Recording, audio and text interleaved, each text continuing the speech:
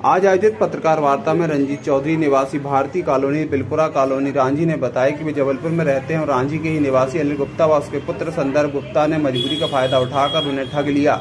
उन्होंने बताया कि मजबूर व्यक्ति इनके संपर्क में आकर पैसे इनसे लेता है और ये पैसे देते हैं, मगर वक्त के साथ साथ सूदखोरी की बात की इंतहा पार कर देते हैं। पहले 10% पर उसी रकम 20% व 40% तक ब्याज देने के लिए परेशान करते एवं ब्लैंक चेक जो उन्हें गारंटी के रूप में दिए जाते हैं उस पर भी मजबूरी का पूरा फायदा उठाते, जबकि उन्होंने अन्य उनके जैसे अनेक व्यक्ति इनकी दी हुई राशि से बढ़कर मूल्य से ज्यादा ब्याज दे चुका होता है। और अगर आपने अपना जेवर, मकान, गाड़ी व प्लॉट या जमीन रखकर इनसे एवज में पैसे लिए हैं तो इन्हें हड़पने के लिए तरह तरह के हथकंडे अपनाते हैं। कुछ मेरे साथ भी इन्होंने ऐसा ही किया, जिस पर मैं परेशान होकर पुलिस, कानून, मीडिया की शरण लेने आया हूँ।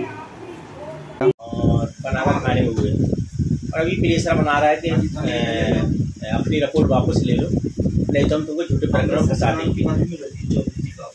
क्या है वैसे मामला ये है कि इसमें सूदखोरी समझे 7 लाख के बदले 21,75,000 रुपये हड़प लिए। इसका मैंने कही थी कि अनिल गुप्ता जो है, इससे हमने कुछ साल पहले पैसा लिया था 2 लाख रुपए 10% के हिसाब से। फिर इसने हमको पैसे की और आवश्यकता पड़ी, इसका हर महीने हम ब्याज देते रहे तो 5 लाख हमने और लिया इससे, तो टोटल 7 लाख रुपए लिया, जिसका इसने ब्याज बढ़ा दिया हमारा। बोला हम 20% का पैसा लेंगे, तो हमने उसको 20% के हिसाब से 40,000 महीना उसको हर महीने देने लगे। कुछ चेक के थ्रू दिया, कभी किसी समय गैप हो जाता तो चेक के थ्रू देते थे और कभी कैश दे देते थे। इसके बाद ये पीछे पड़ गया कि नहीं हमको पूरा पैसा चाहिए, तो हमने कहा अभी तो पैसा है नहीं।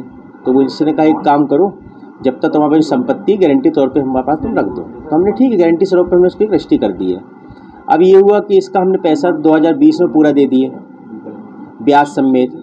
अब इनने हमको एक निश्चितीकरण करा के दे दिए कि निश्चितीकरण हो गया, अब हमारा आपसे कोई मतलब नहीं। अब ये क्या कर रहे हैं कि उस पैसा तो ले लिया हमसे, 7 लाख रुपए के 21,75,000 इसने हमसे वसूल लिया। अब हमारी संपत्ति के पीछे मतलब उसका नामांकन यहाँ निश्चितीकरण कराने के बाद अब नामांकन कराने तहसीलदार के यहाँ जा रहा था, तो हमने आपत्ति लगाए वहाँ पे। निश्चितीकरण हमको उसने लिख के दे दिया था कि हमको इस ज़मीन से कोई साहूकार नहीं।